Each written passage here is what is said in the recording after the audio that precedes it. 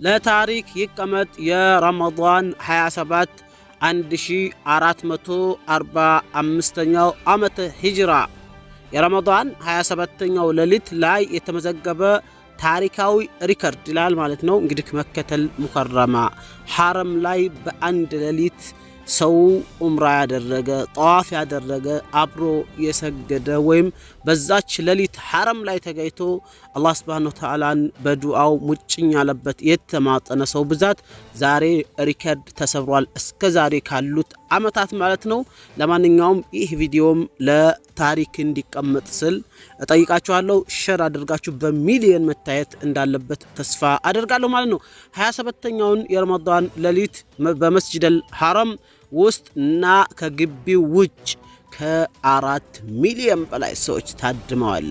ከ4 ሚሊዮን በላይ ባለፈው አመት በ27ኛው ሌሊት 3.4 ሚሊዮን በላይ ሰጋጆችና ሙዕተሚሮች ታድመው ነበር ይላል። ዘንድሮ ሙዕተሚሮችና ሰጋጆችን አንድ ጋር አጠቃለው ከ4 ሚሊዮን በላይ ሰዎች በአንድ ሌሊት አንድ ቦታ ላይ በአላህ ቤት ላይ የዓለማችን ውዱ የሚባለው ቦታ ላይ ታድመዋል።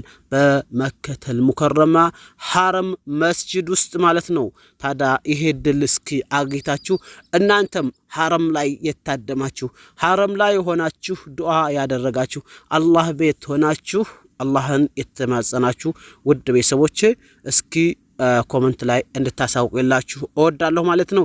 ለማንኛውም ማሻአላህ በአንድ ቀን ላይ ታስባችሁታል እዚህ ሁሉ ሙእሚኖች ጋራ ጀማዓ ሲሰገድም በዚህ ልክ ነው አላህ Subhanahu Wa Ta'ala የሚያባዛውና በዛ ላይ ሐረም ላይ በመቶ ሺህ በሚባዛበት ቦታ ላይ በአንድ ቀን ይህ ሁላ ሰጋጅ መገኘት ማለት ትልቅ ኒዕማ ትልቅ የአላህ Subhanahu Wa Ta'ala ጸጋ ነው። አላህ እንግዲህ ከአምና እዛ ነበርኩ ዘንድሮ ደግሞ እዛ አይደለሁም። ኢንሻአላህ ወደፊት ደግሞ እዛ የምንሆን አላህ አድርገን እድሜያችንን አርዝሞ እናንተም ሐረምን እንድትመላለሱበት አላህ ይፍቀድላችሁ እኔም እንድመላለስበት ሁላችንንም የሰው ልጆች በሙሉ ቤቱን እንድንጎበይ እንድንመላለስበት አላህ ይወፍቀን። በነገራችን ላይ ሐረም መካ የሚመላለሱ ሰዎች አላህ ነብዩላህ ኢብራሂምን አለይሂ ሰላም ፈአዝን ፊናስ ሲላቸው ተጣራ ወደ ሰዎች ባላቸው ጊዜ የዛን ጊዜ ኢብራሂም አለይሂ ሰላም ሲጣሩ የሰሙ ወይም ደግሞ ሐረምን ቤቱን እንዲጎበኙ አላህ ያደላቸው ይወፍቃቸው ናቸው ማለት ይቻላል። እናንተንም አላህ ይወፍቃችሁ እኔንም ሁላችንንም አላህ ይወፍቀን። እርዚቃችንን አስፍቶ በየጁምዓው ቢያንስ በየሶላት ራሱ መመላለስ የሚቻልበት ነውና አላህ ምን መላለስበት ያድርገን። ሰላም አለይኩም ወራህመቱላሂ ወበረካቱ።